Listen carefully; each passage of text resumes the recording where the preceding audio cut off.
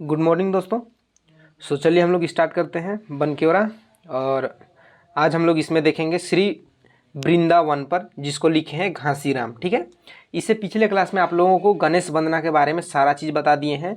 ठीक है, गणेश वंदना में क्या किस तरह से क्वेश्चन पूछेगा, श्लोक को कैसे याद रखना है, सारा चीज़ को बता दिए हैं। ठीक है, और साथ ही साथ प्रैक्टिस सेट भी दे दिए हैं। सेम इसी तरह से आज हम लोग गणेश श्री वृंदावन पर इसको समझेंगे और आप लोग को बहुत ही सरल तरीक़ा से, बहुत ही इजी तरीक़ा से बताएंगे कि किस तरह से इस वृंदावन का जो श्लोक है, टोटल 5 श्लोक दिया गया है, इन 5 श्लोक को आप लोगों को एकदम याद हो जाएगा। इसमें कुछ नहीं करना है, बस थोड़ा सा माइंड लगाना है, वो चीज़ बताएंगे। सबसे पहले हम लोग कहानी समझेंगे, कविता को देखते हैं, उसके बाद हम लोग आगे बढ़ेंगे। ठीक है, तो देखिए इससे पिछले क्लास में गणेश वंदना पढ़े। ठीक है, गणेश वंदना के बारे में सब चीज़ बता दिए हैं। तो आप लोग कमेंट करके बताइएगा कि गणेश वंदना को किसने लिखा है, इसका लेखक कौन है गणेश वंदना का। ठीक है, तो कमेंट करके ज़रूर बताइएगा।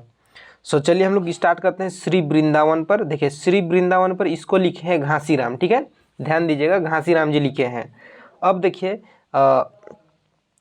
इसमें सबसे पहला क्वेश्चन बनता है, जैसे श्री वृंदावन, तो ये वृंदावन जो लिखा हुआ है, ये आप लोग को क्वेश्चन पूछ देगा कि वृंदावन कहाँ है। ठीक है, कि वृंदावन जो जगह है कहाँ पर है, तो ये वृंदावन जो है यूपी में है। कहाँ है? यूपी में। ध्यान दीजिएगा, ये वृंदावन जो है यूपी में है।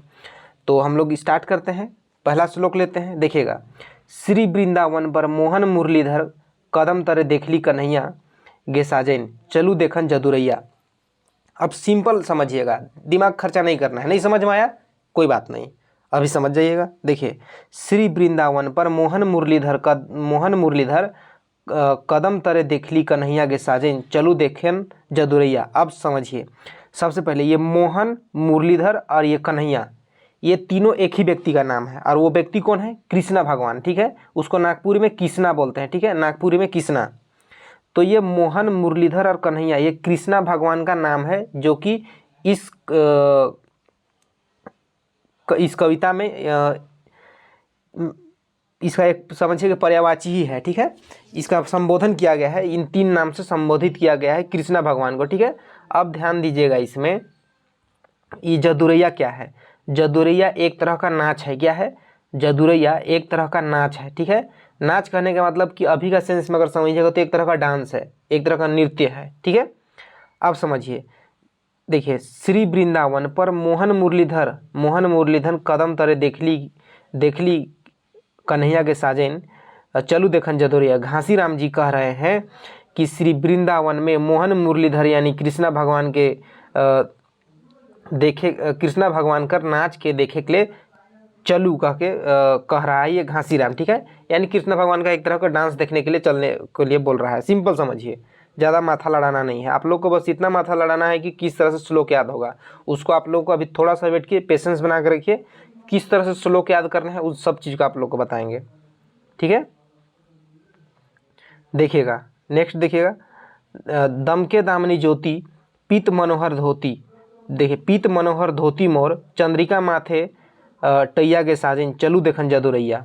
समझिएगा, दम के दामनी ज्योति कहने का मतलब, देखिए कृष्ण भगवान का व्यक्तित्व कैसा है। देखिए एक तो कृष्ण भगवान मन को मोहने वाले हैं। ठीक है, पीत मनोहर धोती यानी कृष्ण भगवान जो है मन को मोहने वाला व्यक्ति है। अब देखिए जैसे कि देखिए कृष्ण भगवान के पीछे गोपियाँ पागल रहती है। पागल क्यों रहती है? जरूर उसका कुछ व्यक्तित्व है, कुछ अलग आकर्षित करने का एक उसका पर्सनालिटी है कृष्ण भगवान की, वैसा है। ठीक है, तो इसी को बोल रहा है कि दम के दामनी यानी कृष्ण भगवान के एक अलग ही रूप है, अलग ही चमक है एक तरह का, और मन को मोहने वाला व्यक्ति तो है ही।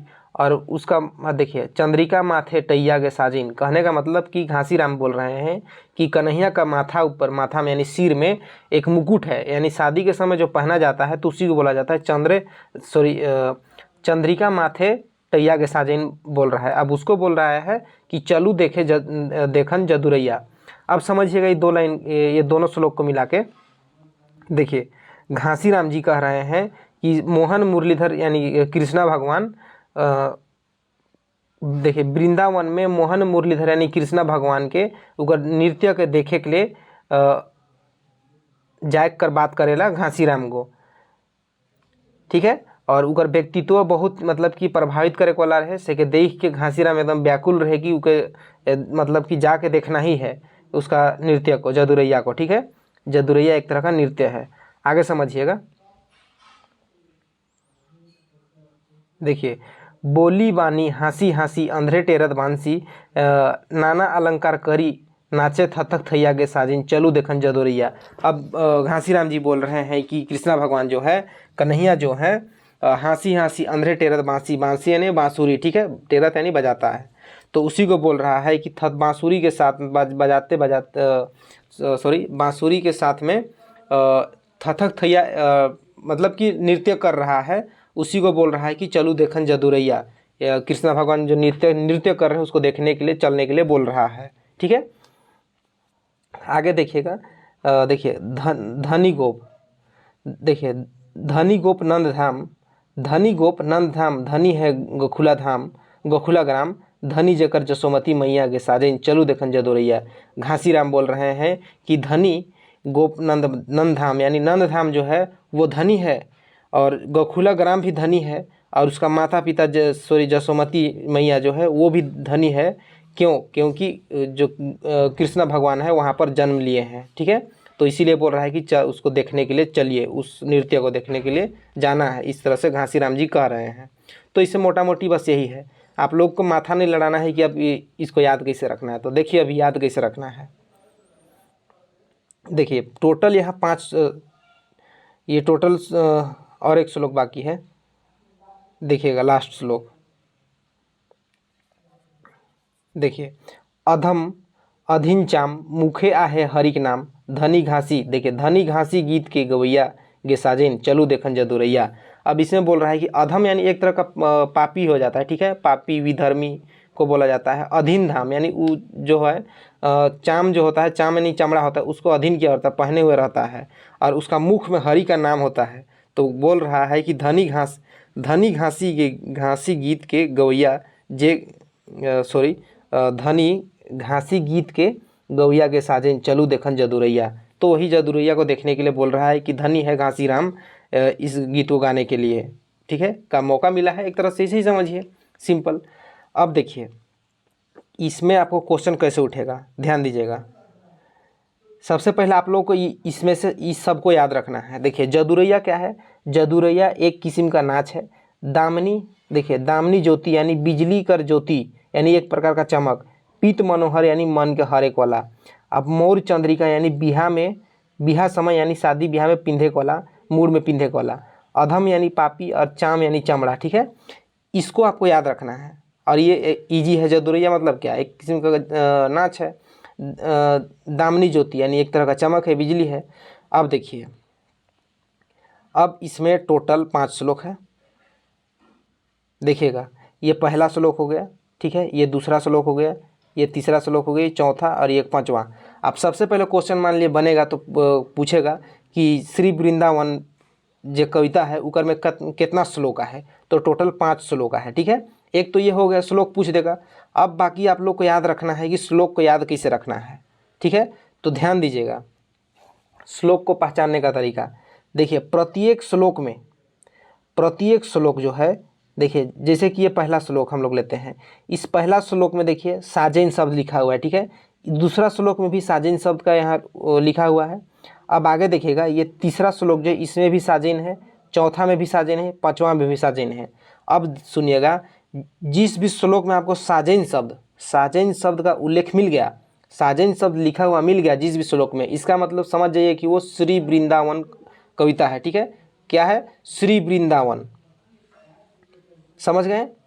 और भी आगे भी समझिए, अगर बाय चांस अगर इस साजेन शब्द नहीं दिया हुआ है, मान लीजिए नहीं दिया हुआ है, तो आपको पता हो जाएगा कि ये मुरलीधर, मोहन मुरलीधर या जदुरैया। अब समझिए, एक तो हो गया साजेन, ये साजेन प्रत्येक श्लोक में साजेन शब्द है। और एक ध्यान दीजिएगा, ये जदुरैया प्रत्येक श्लोक में जदुरैया है। देखिए यहाँ भी जदुरैया है, आगे देखिएगा इसमें भी जदुरैया है, इसमें भी जदुरैया है। तो इस श्लोक को याद रखने का यही एक तरीका है, साजेन और जदुरैया ये दोनों में से एक है, तो या दोनों है तो समझिए कि श्री वृंदावन है ये, ठीक है। क्या है? श्री वृंदावन। इसको पहचानने का यही तरीका है। और अगर आप लोग याद करने सक रहे हैं तो याद भी कर सकते हैं, और याद करने में तो कोई दिक्कत नहीं दिख रहा है यहाँ पर, ठीक है। सो आई होप आप लोग को ये समझ में आ गया होगा कि श्लोक को किस तरह से याद रखना है, ठीक है। तो हम लोग अब देखते हैं इसका प्रैक्टिस सेट, यानी कि क्वेश्चन किस तरह से उठ सकता है इसमें, ठीक है। देखते हैं, देखिएगा प्रैक्टिस सेट, देखिए प्रैक्टिस सेट नहीं मतलब कि इसमें क्वेश्चन किस तरह से है और किस तरह से क्वेश्चन आ सकता है उसको ध्यान दीजिएगा। सबसे पहला क्वेश्चन तो आप लोगों को पूछेगा कि इसका लेखक कौन है, सॉरी जो श्री वृंदावन जो है ये इसका लेखक कौन है, तो इसका लेखक है घासीराम, ठीक है, घासीराम। एक तो क्वेश्चन हो गया। दूसरा क्वेश्चन देखिएगा, दूसरा क्वेश्चन में पूछेगा कि जो श्री वृंदावन जो कविता है ये कह में कुल कितना श्लोक है, तो कुल 5 श्लोक है, दूसरा क्वेश्चन हो गया। अब इसको देखिए, अब यहाँ से देखते हैं, श्री वृंदावन पर कौन भक्ति से जुड़ल रचना है के, ये जो श्री वृंदावन जो है ये किस तरह का भक्ति से जुड़ल रचना है, तो ये सगुन भक्ति है। अब सगुन भक्ति कैसे है भाई, सगुन भक्ति उसको बोला जाता है जिसमें जो भक्त पूजा अर्चना किया जाता है एक प्रतिमा का किया जाता है, यानी जैसे हिंदू धर्म में होता है मूर्ति पूजा किया जाता है, तो ठीक सगुन भक्ति उसी को कहते हैं जिसमें किसी का प्रतिमा होता है, एक छवि होता है, उसको पूजा अर्चना किया जाता है, तो उसे सगुन भक्ति कहते हैं। और जस्ट इसका उल्टा निर्गुण भक्ति होता है, उसमें किसी प्रकार का छवि या प्रतिमा नहीं होता है निर्गुण भक्ति में, बस मोटा मोटी इतने ही जानिए। तो श्री वृंदावन जो है सगुन भक्ति है, ठीक है। दूसरा क्वेश्चन देखिएगा, श्री वृंदावन पर कर रचना कौन है कहें, तो श्री वृंदावन का रचनाकार है घासीराम, ठीक है। नेक्स्ट देखिएगा तीसरा क्वेश्चन, घासीराम कौन कालकर नागपुरी कवि है, ये नागपुरी कवि है घासीराम, कौन कालकर है, प्राचीन कालकर है, वर्तमान का है, मध्य है, आधुनिक है, तो ये देखिए ये हम लोग का मध्यकाल का है, सॉरी देखिएगा मध्यकाल का है ये। नेक्स्ट क्वेश्चन देखिएगा, देखिए नेक्स्ट क्वेश्चन देखिए, श्री वृंदावन नामक रचना कौन पद विद्या में है, नाटक है, गीत है, लेख है, कहानी है, तो सिंपल भाई ये गीत है, ये गीत से ही है, ठीक है। तो श्री वृंदावन नामक रचना कौन पद विद्या है के, तो ये एक प्रकार का गीत है, क्या है, एक प्रकार का गीत है।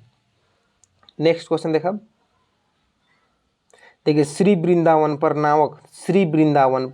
नावक संचलित रचना में जदुरैया कर माने का होवी, तो इससे पहले आप लोग को जदुरैया का मतलब बता दिए हैं कि जदुरैया एक किस्म का नाच है, ठीक है। नेक्स्ट क्वेश्चन देखिएगा,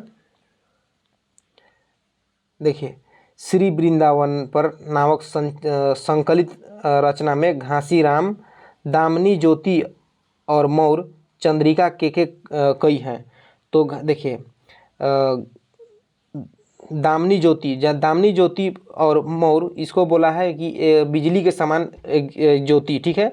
और चंद्रिका के कहा गया है, यानी चंद्रिका यानी माथा में पहनने वाला शादी ब्याह के समय, तो इसका आंसर क्या होगा, इसका आंसर देखिए दामिनी ज्योति, बिजली कर ज्योति मौर, और चंद्रिका ब्याह बेरा मूड में पिंधे वाला, तो इसका आंसर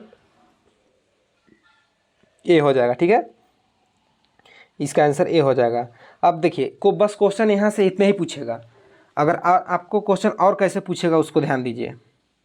अब हम लोग श्लोक से देखते हैं। सबसे पहले श्लोक में पूछ देगा, देखिए ये 2 श्लोक को ले लेगा, ठीक है, ये 2 श्लोक को ले लेगा एंड क्वेश्चन में लिख देगा कि श्री वृंदावन पर मोहन मुरलीधर कदम तरे देखली कन्हैया के साजन, ये दे देगा और बोलेगा कि ये कौन कविता है, या ई कविता का नाम का है, या कौन कविता से लेवल जाए, इस तरह का क्वेश्चन पूछ देगा। तो ये श्री वृंदावन पर, बस क्वेश्चन का मॉडल यही है, बस आप लोग को जो बोले हैं उसको ध्यान रखिएगा। श्लोक को याद रखने का तरीका है, सब में साजिन है और जदुरैया है, ये दोनों को बस याद रखिएगा। ये श्री वृंदावन जो कविता है ये एकदम क्लियर हो गया, ठीक है, इसमें किसी प्रकार का याद करने का ज़रूरत नहीं है, बस याद करना है आपको कि ये जदुरैया, दामिनी ज्योति, पीत मनोहर, मौर चंद्रिका, अधम, चाम, इस सब का मतलब क्या है, बस इतना देखना है आपको, बाकी क्लियर हो जाएगा, ठीक है।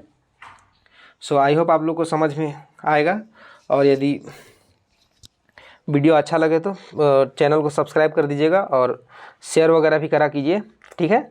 सो चलिए हम लोग मिलते हैं नेक्स्ट वीडियो में, आज के लिए इतना ही, थैंक यू।